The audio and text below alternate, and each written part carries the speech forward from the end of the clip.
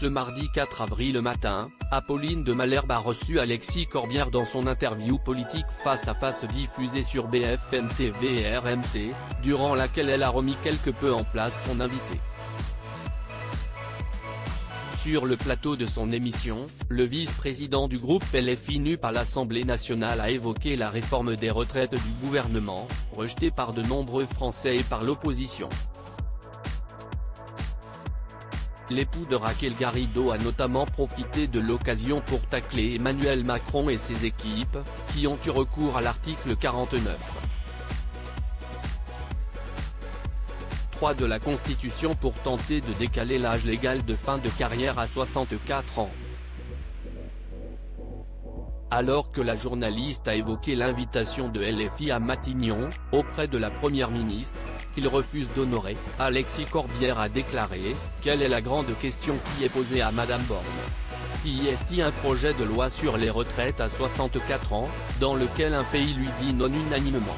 93% des actifs, 70% de la population, toute l'intersyndicale, l'ensemble des forces politiques de la NUP et au-delà lui disent non, et elle organise des rencontres avec les syndicats, a affirmé l'homme politique de 54 ans tandis qu'Apolline de Malherbe l'a coupé pour lui faire une remarque, donc, tout le monde y va sauf vous ? Sur sa lancée, le député a rappelé que personne ne va à la rencontre de Madame Borne dans le cadre qu'elle a proposé. Ça, j'ai bien compris. Ils ont dit on ira et on parlera bien de ce dont on veut parler, a réagi la journaliste de BFM TV. Un gouvernement fermé à la discussion, selon Corbière n'embrouillez pas ceux qui nous regardent, a balancé Alexis Corbière, en guise de reproche. Je n'embrouille personne, vous le savez très bien, a aussitôt répliqué l'animatrice télé fermement. Ce que vous voulez sous-entendre, si est inverser la discussion, que ceux qui ne veulent pas discuter sont les insoumis et qu'en quelque sorte ceux qui sont ouverts à la discussion sont, les membres du gouvernement, a développé l'homme politique. Ceux qui ne veulent pas discuter, si est Macron et son gouvernement, a estimé le député.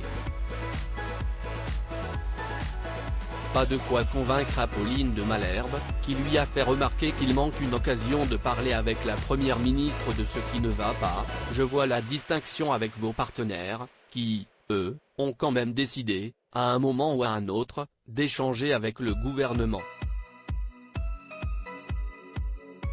Article écrit avec la collaboration de 6 médias Crédit Photo, Capture Écran BFM TV.